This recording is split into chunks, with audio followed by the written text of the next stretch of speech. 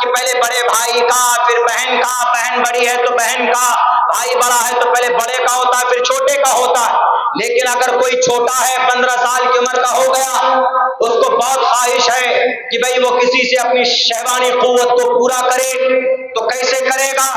وہ شادی کر نہیں سکتا تو دنیا میں کسی ڈاکٹر کے پاس چلا جائے، لائن بازار میں بھی کسی ڈاکٹر کے پاس جائے گا تو وہاں پر بھی نہیں ملے گا اس کو یہ آپشن، یہ دوائی۔ لیکن قربان جائیے کالی کملی والے پر، اللہ تبارک و تعالیٰ نے ان کو صرف پیغمبر اور رسول بنا کر نہیں بھیجا تھا، بلکہ اللہ تبارک و تعالیٰ نے انسانوں کا مسیحا، انسانوں کا رہنما اور رہبر بنا کر بھیجا تھا۔ آپ علیہ السلام نے ایک ایک مسئلے کا حل بتا کر جناب محمد الرسول اللہ صلی اللہ علیہ وسلم کو اس دنیا کے اندر بھیجا۔ اللہ کے نبی نے فرمایا، اے نوجوانوں، اگر تم بالغ ہو اور تمہارے اندر سیکس کی طاقت آ جائے اور تم شادی نہ کرنے پر مجبور، شادی نہ کر سکتے ہو، تمہارے اندر نان نفقہ اور ان کے اخراجات برداشت کرنے کی قوت نہیں ہے، تمہارے پاس آمدنی کم ہے، تمہارے پاس چھت نہیں ہے، تو ایسی صورت میں کیا کرو گے؟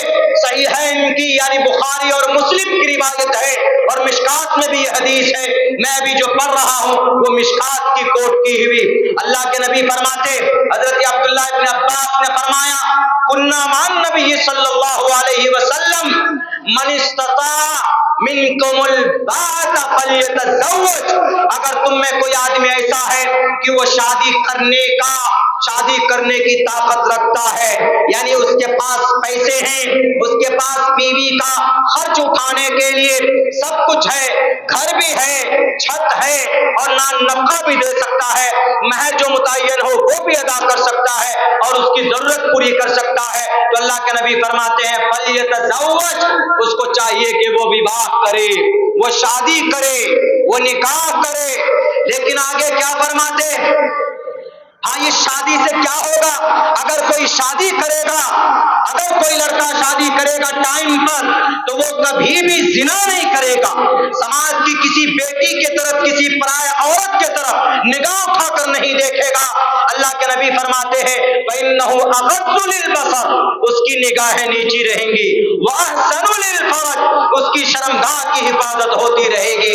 لیکن اگر کسی کے پاس دولت نہیں، پیسے نہیں، خرچ کرنے، بیوی کو خوش نہیں کر سکتا، اس کی ضرورت پوری نہیں کر سکتا، وَمَن لَّمْ يَسْتَطِيعْ، جو آدمی ایبل نہیں ہے، شادی کرنے کے لائق نہیں ہے، عمر تو ہو گئی ہے لیکن غریب ہے، گھر نہیں ہے، پیسے بھی نہیں ہیں، تو ایسی صورت میں ہمارے نبی فرماتے ہیں آپ اس کے اندر شہوانی قوت کو کیسے ختم کرے گا؟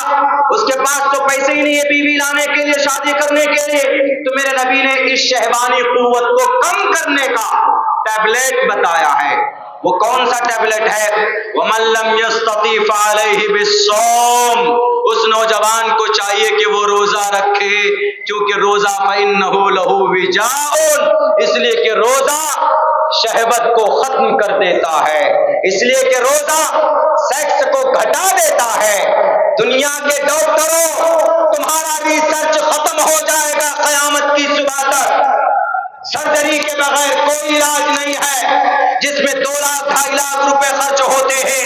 ہمارے نبی نے بتا دیا کہ اگر سیکس کو ختم کرنا ہے، اگر شہوانی قوت پر اگر اپنے آپ کو قابض لانا ہے، قبضہ پانا ہے، تو روزہ رکھو۔ روزہ، کثرت روزہ سے آدمی کی شہوانی قوت کم ہو جاتی ہے اور جس کی بنیاد پر وہ کبھی بھی کسی بیٹی کی عزت نہیں لوٹ سکتا، وہ سماج کے کسی عورت کی طرف نگاہ اٹھا کر نہیں دیکھ سکے گا۔ بتائیے سماج کے لیے کتنا اچھا پیغام ہے جناب محمد رسول اللہ صلی اللہ علیہ وسلم کا۔ اسی لیے ہم نے جو منتر پڑھا ہے اس کے اندر یہ بات کہی گئی ہے نا کہ نراشن سم واجنم واجتری شیدیرم پوشنم سنمیری میں رتھم ن درگا دوسوا سدانو وشوسم ماترو اہم سو نشپ پردا۔ انہوں نے صرف دیکھی کہ نبی نے شادی کی 9 سال اور 6 سال میں، اس سے پہلے نبی نے کتنے سال کی عمر میں شادی کی؟ نوجوانوں، you should to know about that، آپ لوگوں کو اس کے بارے میں پتا ہونا چاہیے۔ اللہ کے نبی کی شادی کتنے عمر میں ہوئی؟ پہلی شادی 25 سال کی عمر میں، عورت سے جس لڑکی سے وواہ ہوا پہلی بار، اللہ کے نبی 25 سال کی عمر میں ایسے نہیں تھے بے روزگار، اللہ کے نبی ینگ تھے، ہینڈسم تھے، خوبصورت تھے اور بہتر بزنس مین تھے، اللہ کے نبی کاروباری تھے 25 سال کی عمر میں۔ ہمارے اور آپ کے طرح اوپو پوپو لے کر سیلفی نہیں کھینچتے تھے ہر وقت، اوپو لے کر ہمیشہ کھساری لال کے گانے کان میں لیڈ لگا کر نہیں سنتے تھے اللہ کے نبی۔ 25 سال کی عمر میں سیٹل تھے محمد علیہ السلام، یعنی آپ علیہ السلام اس وقت میں ایسے تھے کہ جیسے آج کل کا کوئی ڈاکٹر انجینئر ہو۔ 25 سال کی عمر ہے اور آپ ایک کاروباری ہیں، اور ایک کاروباری سے ایک خوبصورت لڑکے سے ان کا رشتہ کیسا آ رہا پتا؟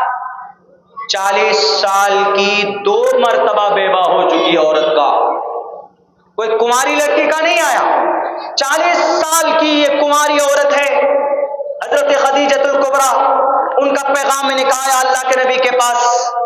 اللہ کے نبی نے کہا کہ میرے چچا کے پاس جاؤ، خواجہ ابو طالب کے پاس جاؤ، وہاں پر گئے، فیصلہ ہو گیا یہاں نکاح ہونا۔ 40 سال کی عمر تھی، آج کل کا لڑکا کر پائے گا؟